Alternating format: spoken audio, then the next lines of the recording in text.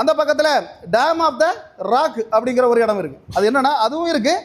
பக்கத்தில் இன்னொரு அல் அஸ்கா மசூதின்னு இன்னொரு மசூதி இருக்குது. இந்த இடைப்பட்ட நாட்களில் அந்த இடத்துல இருந்த ஒரு அதாவது அப்துல் மாலிக் அப்படின்னு சொன்னால் உமையத் கலிபா அப்துல் மாலிக்குங்கிற ஒரு முஸ்லீம் ராஜா என்ன செய்தார்னா அந்த சாலமோன் ராஜா அதை கட்டி வச்சிருந்த அதே ஆலயத்தில் அந்த இடத்துல என்ன செய்தார், இப்போ முஸ்லீம் ஆலயத்தை கட்டிட்டார். அப்போ ஆலயத்தை கட்டினதுனால மக்கா மதீனா இது ரெண்டும் அவங்களுக்கு சவுதி அரேபியாவில் மக்காவுக்கு போவாங்க, மதீனாவுக்கும் போவாங்க.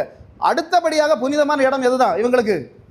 இந்த அல் அஸ்கா மசூதி. இந்த இதுதான் இவங்களுக்கு. அது ஏன் அவங்க அப்படி வைக்கிறாங்கன்னா அங்கே இருந்து ஒரு நாள் ராத்திரியோட ராத்திரி மதினாவில் இருந்து கொண்டிருந்த அவர்களுடைய முகமது நபியை அவர்களுடைய தேவன் எங்கே கொண்டு வந்தாரா? இந்த அல் அஸ்கா மசூதி இருக்கக்கூடிய இடத்துக்கு கொண்டு வந்து அங்கே இருந்து பரலோகத்துக்கு கொண்டு போய் பரலோகத்தை காட்டினார் அவர் நம்புறாங்க.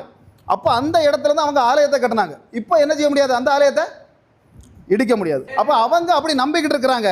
அடுத்தது பார்த்தீங்கன்னா கிறிஸ்தவர்கள். அப்போ